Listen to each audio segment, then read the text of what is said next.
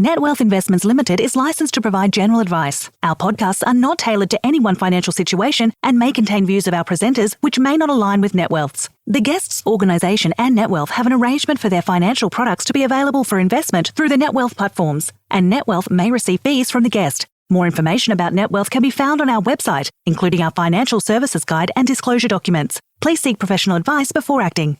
So we have a very, very strong footprint around about the 12% mark of the professional advisors in the industry today. I think we can probably do a little bit of work as advisors and advice firms to just sort of simplify things and take a step back, unpack it all. You have these family office principals. Every generation, eventually, the principal changes. The operations role is much more tactical as opposed to somebody who can handle and ensure really the execution of the firm's growth strategy.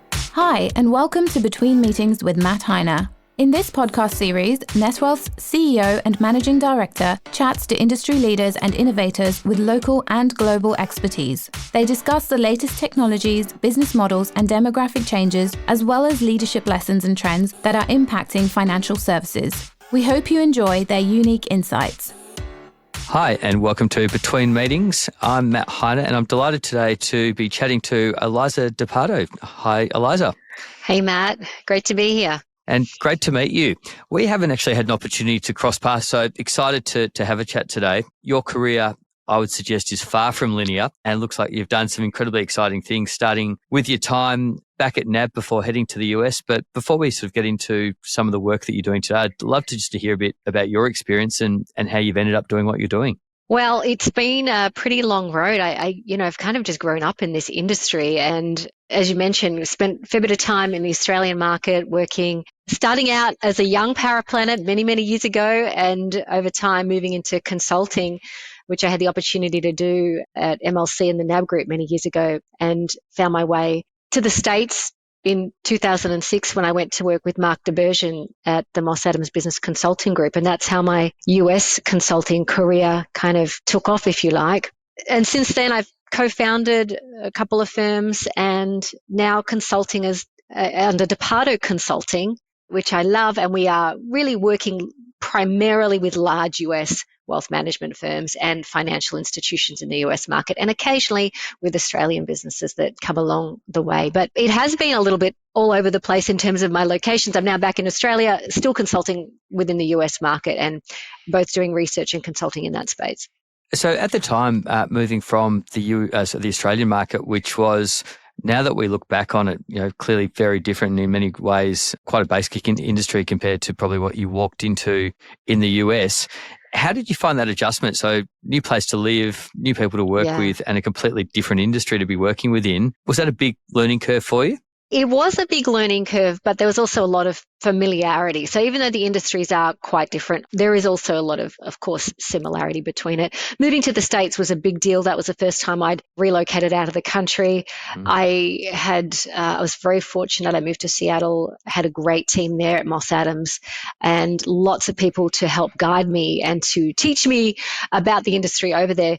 I will say, before moving over, I was like kind of concerned as a consultant moving into a big group. How am I going to be able to build a network and grow new business opportunities and so forth? But it's funny the way things work out. It's now, goodness, too many years to count since then.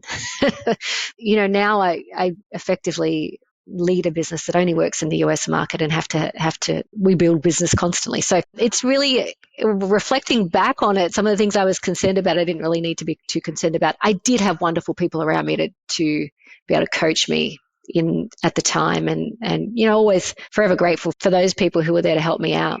I'm always interested in people's sliding door moments and what leads someone to take the door left or the door right. Was that a group that you'd been working with back when you were at MLC and bringing, I guess, some of their IP and knowledge from the US to the Australian market, or was it completely by chance and a decision to move over there that led you down that path? There was actually a bit of that, yeah. Like the first trip I made to the States was actually part of a US study tour that MLC at the time was running, and they had some relationship to be able to go and visit firms, and they went to visit Moss Adams. And, it was after that trip I had met Mark DeBergen, and he had offered me a job to move to the Moss Adams Business Consulting Group. They were in need of consultants. And I was excited to have the opportunity to work alongside Mark and to be able to learn from him. I thought that was going to be just a fantastic opportunity, and I had to take it. So I made that decision to move out there. But I said to Mark, look, I don't know how this is going to go. I've never lived in the US before. I'll come and join you for 3 months. I'll spend some time working inside the business, inside the consulting group to help kind of resolve some of the challenges they were experiencing, as well as working on clients. And then it just kind of became like an ongoing thing. And it was so enjoyable. I was having such a great time doing a lot of travel around the US to be able to visit with clients. And that's how it all came about. And then, of course, the financial crisis hit in 2008. And Moss Adams decided to kind of wrap up that consulting division. And I, at the time, joined forces with Dan Inveen, who was kind of the senior researcher at Moss Adams. And I was on the consulting side, and we joined forces to found FA Insight, which was a US-based research and consulting firm. And together we grew that for the better part of a decade, doing a lot of research across the market, consulting with growing large advisory firms. And then we sold in 2016 to our largest client, which was TD Ameritrade at the time. And we kind of folded into their offering and transitioned the business for a few years before the Schwab acquisition. So I mean, who's to know where things are going to lead to in life? Like, none of it was expected. It all just unfolded in a way that, to be honest, has been really exciting and interesting. And I'm still very much loving and enjoying the consulting today. And when you say consulting back when you first moved to the US, as well as seeing clients, who were you consulting to? Was it internal advisors and internal groups, or was it something beyond that? So with Moss Adams, the role was really as a senior consultant to be working with advisory firms from across the United States. And they had kind of a wide range of needs. We did a lot of work in strategic growth planning, a lot of work in human capital management. And the beautiful thing about that group at the time was they really were at the forefront of industry research. So Moss Adams Business Consulting Group conducted a very large annual study for many years, study of advisory firms, and we took all of that data and utilized that for our consulting engagements, and vice versa. Our consulting at the time really informed the research, and that's how things are today at De Pardo Consulting as well. We play a role in industry research as well as consult with large firms, and it's the mixture of the two, using data to solve challenges for advisory firms, clients, as well as taking that consulting insight that you get from being in the trenches with firms, dealing with big business challenges, and be able to use that to help to interpret data and put more color around the research as well. So that combination of the two is really, I think, extremely valuable. And throughout my career, I think it's been, it's been very much that strong combination of the two that's helped me, I think, to do better and to really help clients more effectively. No doubt we'll come back to data later in the conversation, but I think what's been quite interesting, particularly during the last couple of podcasts I've done with American firms, is that if you take away the noise and the industry and maybe the regulation, the challenges and the opportunities that firms both locally and over in the US are very similar. And there's a lot of commonality between the successful firms in both places. I'd love to understand from you what you see as some of the key ingredients of success for the best firms that you've worked with in the US. Look, I think there are a number of different things that the better firms are focusing on. Generally, what I find is that the more strategic they are in terms of their own thinking and their ability to be very clear on what they're trying to accomplish, how they'll differentiate, how they will grow, and having the leadership within the business that's really laser focused on executing it, that is always a differentiator. And, you meet all sorts of entrepreneurs over the years. Some of them are just very, very good at the strategic stuff. Others are much better just at the sales stuff. Everyone's got their own strength. But I do tend to find like those businesses that are really just laser focused. So they know exactly how they're going to stake a claim in the market, and they align their resources to be able to pursue their leading strategy. They're going to be really effective, right, in making the very most of the resources that they have available to them. I do come across businesses who are just, as I mentioned, like all about the sales and just very, very strong in that area and great at marketing. And I think that will be a key differentiator going forward. I really do believe both the combination of, what is the onslaught of AI tools combined with marketing channels will be a key differentiator in terms of the way that firms are able to grow. I do think we're going to see more accelerated client growth rates for those firms that can really harness better harness or more rapidly adopt AI, more rapidly adopt new marketing channels, I think we'll see record levels of client acquisition over the years ahead relative to what we've seen as an industry historically. And that's, I guess, one of the observations, that you've got these incredibly large firms over in the US, and, they talk about the size of their businesses, and they're all, inevitably well north of $1 billion of AUM or even more, and yet they don't seem to have a lot of staff. Is that a reflection of the fact that they're just running their businesses much better, that the clients are much bigger? And is that a fair observation? I don't know if it's fair to say that they don't have a lot of staff, although I do think what will happen over the next 5 years is we'll see a reshaping of organizational structures, just by virtue of being able to move much more of the lower value work, which takes place in any business, but to be able to move more of that work away from, human support to what will be artificial tools, right? And in doing so, firms will then have to make a decision. Well, do we then repoint talent towards higher value client experience oriented work, or do we run a leaner ship and actually just do more with less? I don't know. That's going to have to, we'll see how that plays out. But I do expect advisory firm economics overall to advance over the coming years. I just don't think it's very, very likely that operating profit margins, in my view, will head north as firms find more and more ways of being able to apply technology more so than what they have now. If we look at some of the data in the US market, there's a recent Schwab study that indicated that there's a very small percentage of firms that are kind of adopting AI, and of those firms that are adopting, they're only really using it for marketing so far. But you've got to imagine that over the next several years, firms will find more and more ways to drive more efficiencies. And I do think we'll see the reshaping of both client growth rates, and we'll see the reshaping of operating profit margins. But we'll just have to, it's an interesting time for sure, and some will adopt faster than others.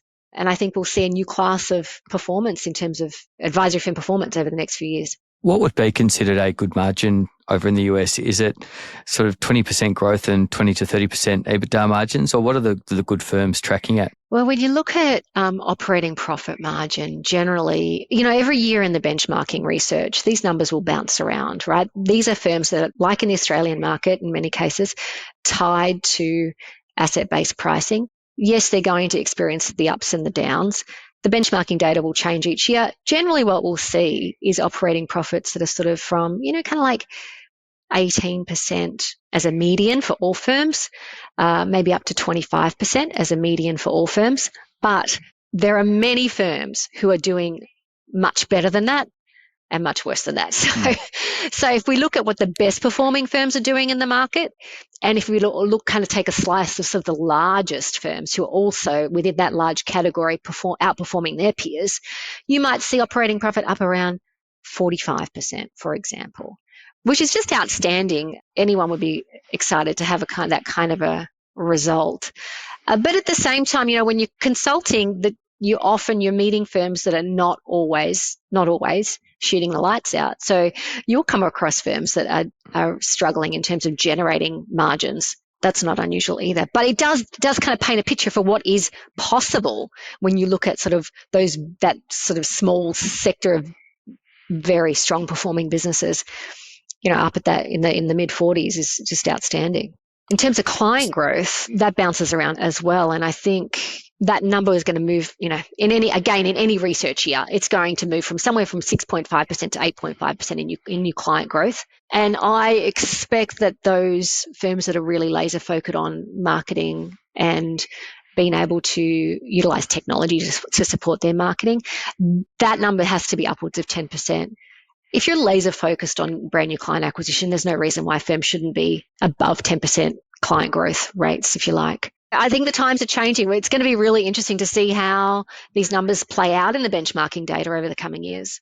Eliza, you've touched on marketing quite a few times now, which is a very broad topic at the best of times. What do you mean when you say those firms that are doing marketing well versus those that aren't? What sort of things are they investing into? Is it digital marketing, email marketing, social media marketing? What are they actually doing and investing into? It's all of the above. But when you look at the data in the industry, marketing comes out time and time again as one of the weakest capabilities for the typical advisory firm. It's not an area where we as an industry have been strong. Small businesses, it takes a while to build those capabilities. And so, yes, it could be all of those things that you just mentioned, but starting with and being really clear on what is the value that we deliver, right? Being laser focused on that idea of the value proposition for each firm that is unique.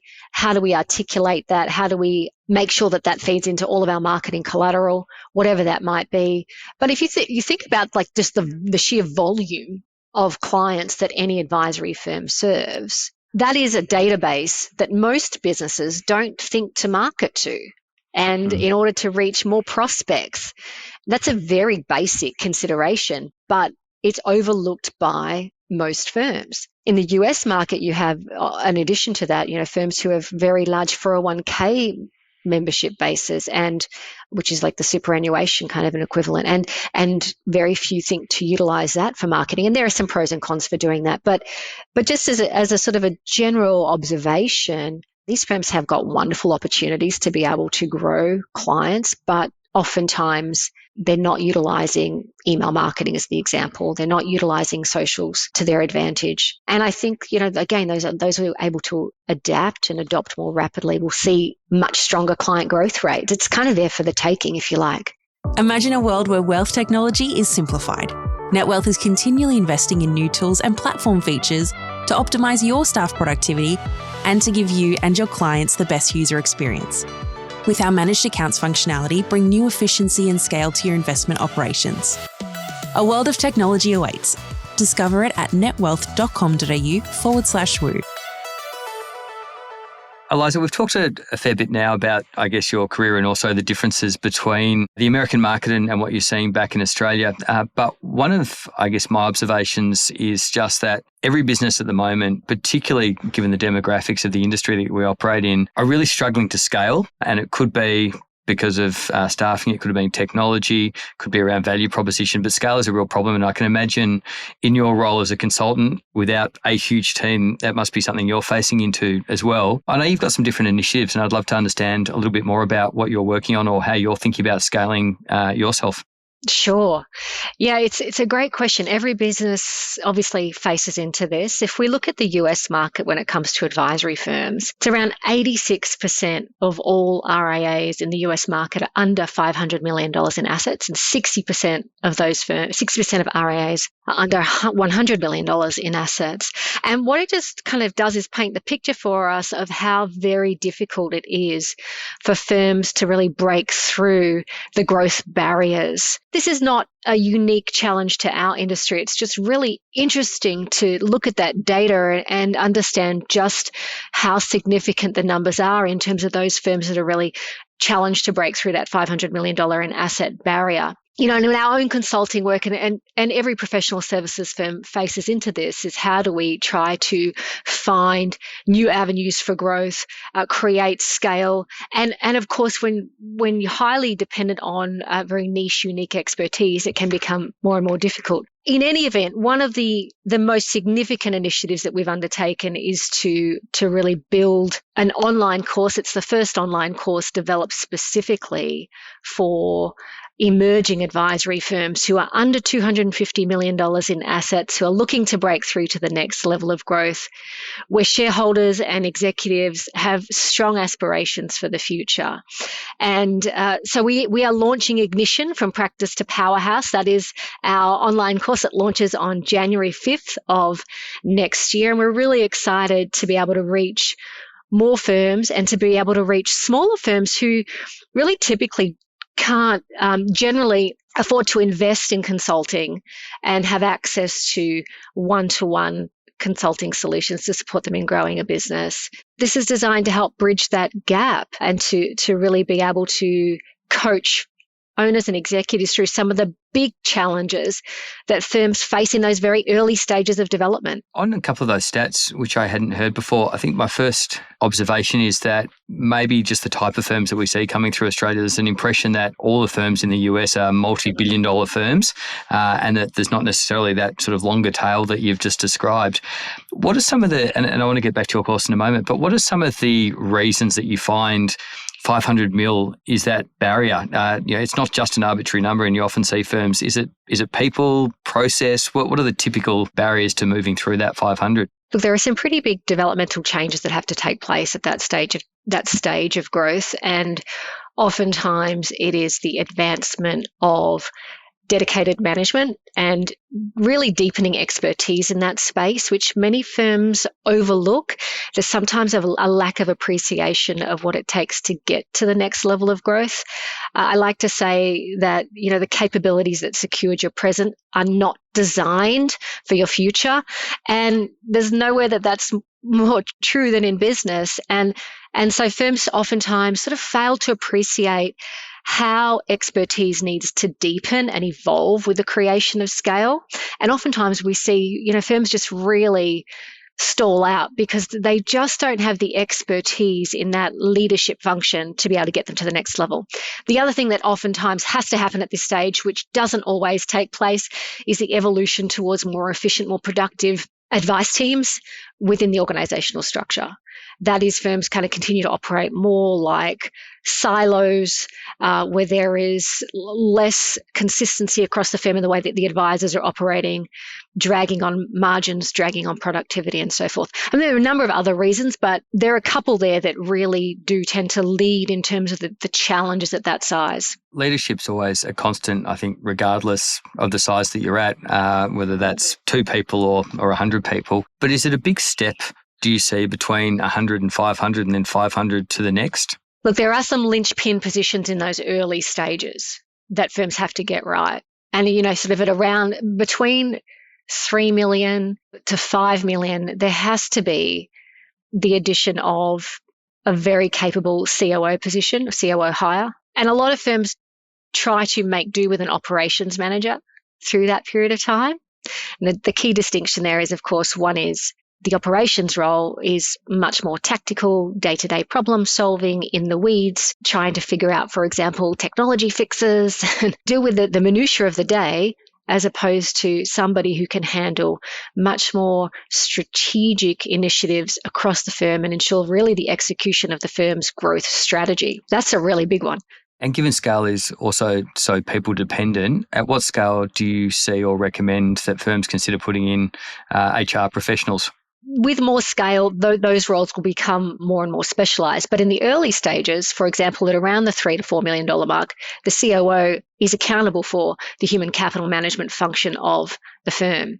And as the firm scales, depending on how rapidly you're growing and what the demand is in the HR or human capital space, that role will have to become more specialised. So you will carve out those responsibilities from the COO. And it may not be until you get well beyond 5 million that you have a more dedicated human capital business leader. This is very much a function of the strategy, however. So I always encourage firms to think about what the next 3 years looks like, what your growth aspirations are, the direction that you're trying to drive the growth of the firm, because that will dictate the types of investments that you need to make in talent, whether it be in human capital or in marketing or in a technology office or whatever it happens to be. It's firm by firm, but there's some good benchmarks that can be helpful. And when you're talking 3 to 5, you're talking revenue, obviously. Sorry, revenue, 3 to 5 million in revenue. Yeah. The other challenge that we often see is as this industry has evolved and we've gone from sort of, I guess, very small practices, sometimes with 1 or 2 people, through to these larger firms. Think of it as the founder mode and manager mode. How have you helped coach founders through that transition, particularly where they've always been the rainmaker or brought in the business and suddenly they're managing sort of salaried financial planners, etc.? To be transparent, these days, and it wasn't always this way, but these days work with firms that are managing several billions in assets in our direct consulting work. But in the past, and certainly now with the Ignition program, we can reach small businesses, smaller firms. And there are some big things that have to take place in the early stages to get this right. And I really encourage owners, irrespective of size, but certainly in those emerging stages of the firm's development, is to try to very much think strategically about the future of the business. That is the to-be state that you're trying to create, and to be very clear on how you will grow and compete and what you'll be known for in the marketplace. And in alignment with that is to be laser focused on the types of clients you plan to work with and how you articulate your value to the market. And if you can get those things right up front, that enables you to really be much more laser focused with your resourcing, which in the early stages is just so incredibly important. Just given how few people you have within the business to help you out, we have to make sure that every individual is really put to their highest and best use. And to do that, you need real clarity around the direction of the firm and how you then assign those resources to help you get there. So that would be my guidance certainly for smaller firms. And certainly within the Ignition program, that is really the context of the way that the modules have been designed, is to help these emerging firm owners and executives to be really clear around where they sit currently, the challenges that they're going to face in these early stages, how you go about avoiding those or sidestepping those challenges, building your strategy, developing that value story, and creating servicing models and pricing structures that will drive profitability for the firm. It's the foundational stuff. If you get that right, then by the time you're at the next stage of development, yes, now you're thinking more about the expansion of the team and your human capital. You're thinking much more about more advanced marketing capabilities, more advanced technology and so forth. But the foundations, if you've got that right, you can just save yourself so much pain along the way. In addition to those modules, which I totally agree with, do you have material or modules on equity? That's another topic that's always very topical, and I don't think there's any sort of right or wrong way or sort of clear way of doing it, but equity is a question, particularly as it comes to retention and recruitment, that I know firms spend a lot of time thinking about. We have not built anything around equity currently. That might be something for the future. We do a lot of our work with large firms in the area of compensation planning, and that's really that. In Australia, we call it remuneration planning, really figuring out how we incentivize team members over the short, medium, and long term. And oftentimes we'll work with external partners where there's a need for the development of an specific equity plan. A lot of firms also that we deal with are much more interested in designing phantom ownership plans as sort of like an interim step before getting to the equity planning. But as you say, it's kind of like for every firm, it's so very different, very unique. But I do think, certainly if we look at what's happening in the US market, we're going to see such an enormous transfer of assets as the current generation of advisors begin to step out of the business, that the succession question and the transition of equity question will have to be solved for many owners. So on the 5th of January, when you go live with Ignition, what can advisors expect to see? Is it a series of videos? Is there Q&A, forums? What does the program actually look like? We have 7 very rich modules that we've developed, and it's all very linear in the way that you move through the modules. Each one builds on the next, and we've created Ignition to be very, very practical. So there are a lot of exercises throughout. There's an exercise workbook. The idea is that every participant is building the solutions, designing the solutions as they move through each module so that we're getting ready to implement. And we actually have a whole module at the end, module number 7, committed to implementation to support owners and executives in now bringing all their fantastic solutions to life within the business. When they're ready, they join us for our Q&A. We provide within Ignition, every participant gets access to 6 months of Q&A support where we have a monthly live Q&A discussion so that everyone can bring to the table any of the questions that have come up while they're trying to finalize solutions and begin the implementation process to try and address those in real time. So we've designed it to be really practical. We want firms to really start driving change as they work through the program. So is the Q&A is one-on-one, or is that as part of the broader network and community that you're building? We're building a community. The platform that we are running the Ignition program on allows for this fantastic ability for us to create a community. We want participants to be sharing information amongst themselves, asking questions of each other, and of course coming to our monthly Q&A briefing with questions that they can share and everybody can learn from. So the intention is really to build a community around Ignition that allows owners and executives to share amongst themselves and to benefit from the expertise that we can share with them on a regular basis. Because often that accountability is as important as the actual content to make sure that once they've subscribed and actually signed up to the program, that they're implementing it and moving forward and ticking the boxes. That's right. It is a self-paced course. It's about 6 hours worth of insights and guidance, great data and exercises. So everyone can work through it at their own pace and just join the Q&A and take it in their own stride in terms of, what they're ready to take on. I think everyone moves it along at their own pace. To your point, though, we're trying to create some accountability here, Matt, and have them really start implementation as we go. Speaking to a few of our customers, they've attempted to, or in the process of building their own educational content for the next generation. So picking up on your point earlier about the intergenerational transfer, what were some of the lessons that you learned creating your own online course? Because I imagine that was a new skill that you had to develop. Are there any lessons that you can share? It's a fun exercise. And I say to my friends who ask me about it, I do feel like an old dog learning new tricks, and that's the fun of it. I would say these things are always a much more significant investment of time and effort than what you might think initially, because you are learning in our case, learning also new technology tools as you go and doing a lot of research to figure out what is really going to work best for the end user. I would say just always allow more time than you think you're going to need, and find the best people to help you, who know exactly how to guide you through it so that you can save yourself some of the pain along the way. But I do feel like it's a fun journey to go on. I also think it's an important one in every business, irrespective of size. There's a need to continually try to create new pathways to growth and to respond to the needs of the market, most importantly. And it sounds like that's what many of your clients are doing, and they're building out educational programs. It's how do we deliver our expertise in different ways and meet the needs of our clients in different ways to what we've done historically. And I don't think there's ever been a point in our history that's requiring us to kind of be able to flex in that way and to be able to adjust and learn all new tricks. You might have mentioned before, but for those listening, who's the ideal client for Ignition? Who is this targeted towards?